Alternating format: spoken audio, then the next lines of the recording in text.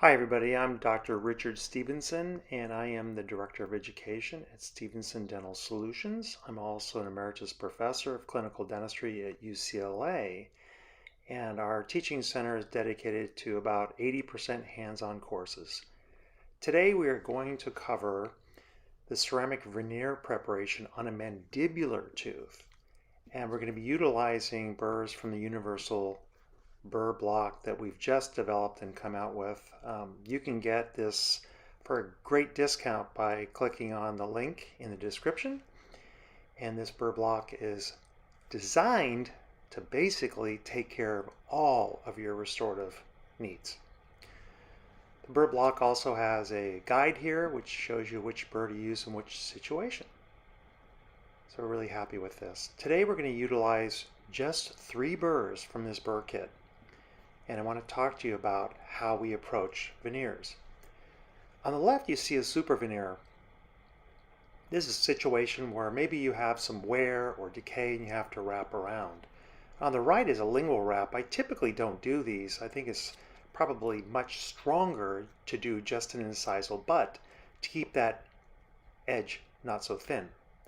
So we're going to utilize the Kilgore 700 series Typodont for today's project. And we're going to be utilizing the burrs that I've shown you for the burr block to make it really simple. So I always like to start with a PVS putty matrix, and I make different types of matrices for different types of veneer cases. I have about 3 different designs. I'm just going to show you today a very simple design of a bisected putty stent. And I like using PVS and not the condensation silicone you find, the pink laboratory style material. This is much more accurate. It doesn't distort over time like the condensation silicones.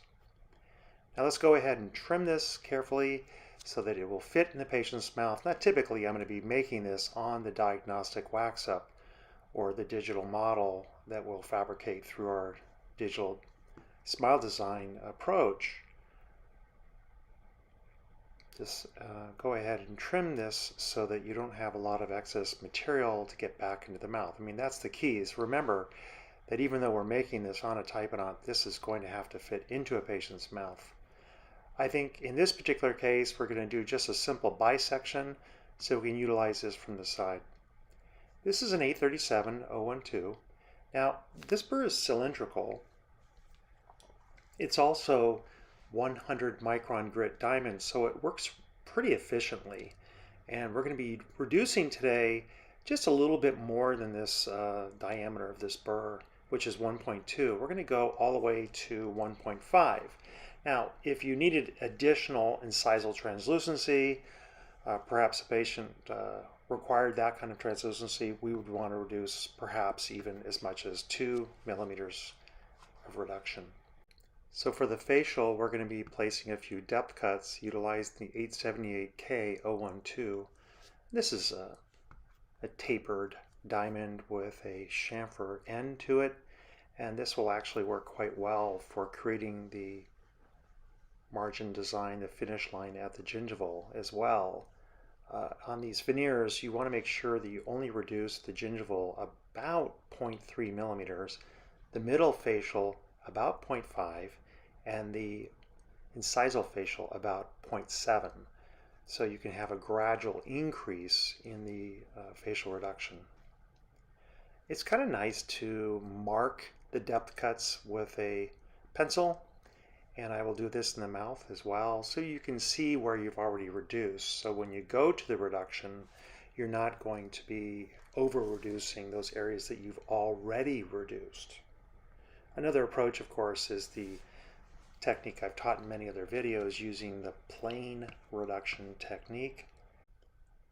But whatever technique you want to use, just make sure you can measure what you've taken away versus what you started with, and also where you're going.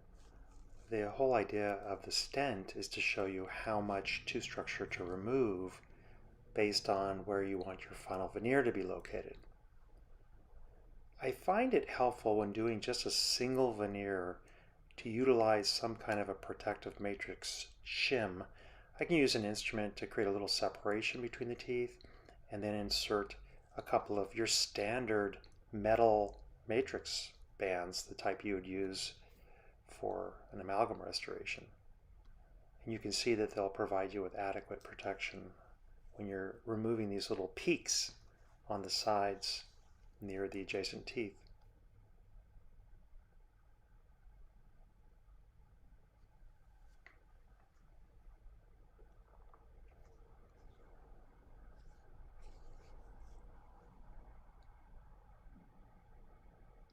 Notice it's just a straight butt joint, and we're not going to wrap on that lingual at all. At this point, you could leave the shims in if you wanted to, or you could take them out. You can see there's a little bit of damage to the shim, which tells us that it was very helpful right there. So it's nice to use things like this to make dentistry easier, right? So we can go ahead and check the reduction so far. It's looking pretty good, but I can see some things that are not quite right. For example, we have maybe 1.2, 1.3 millimeters off the top. We can get a little bit more. And on the facial, it doesn't really follow the contour of the outer with this 0.3, 0.5, 0.7 gradually increasing reduction. So we'll need to make some changes there. This is the Vision Flex diamond strips. I'm going to use the 0.1 millimeter red strip today to create a little bit of separation between the teeth to allow the dies to be separated. And this is really critical. Rather than extending your preparation entirely interproximally and overextending, just use a little bit of this strip to create some IPR, which the laboratory will then be able to separate the dies without damaging the finish line in the die material. This was taught to me by Dr. Ed McLaren about 20 years ago or so, and I found this to be essential for veneer preparations. So there's no need to wrap interproximally to break contact. Some people suggest that you must break contact to avoid staining of the margins, but in our technique for cementation of veneers, I can mitigate staining of the margins with a very simple approach of etching around the margins. This is something we discuss in detail in my courses.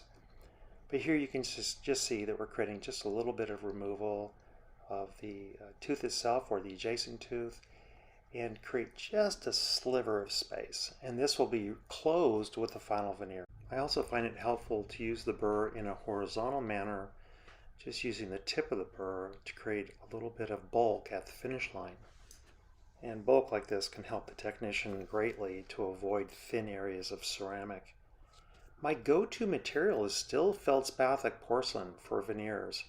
I only resort to lithium disilicate when we have a substantial amount of tooth structure missing and I need to support a bilayered approach. You can see that we're reducing the tooth a little bit more, but we still have more reduction to do in that facial incisal area. So you can utilize the 878K012 following the contours of the adjacent tooth and then going back to the putty to making sure that you have everything properly reduced. This is a nice exercise to go through. I think we're pretty close here. Now I'm going to put a protective matrix in again, but this time I'm going to have it wrap around both sides. And I'm just going to show you how we would blend the facial to the incisal. You don't want to have a sharp delineation between the facial and the incisal. This should really wrap over so that you reduce stress on the ceramic material.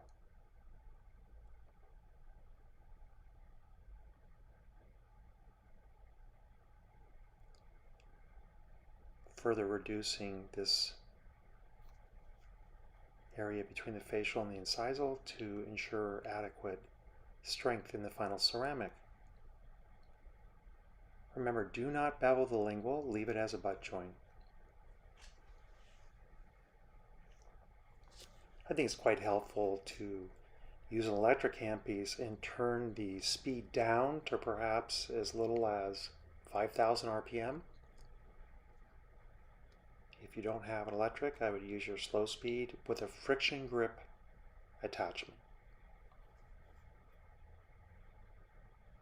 I think at this point we're now just about ready to move on to the final smoothing.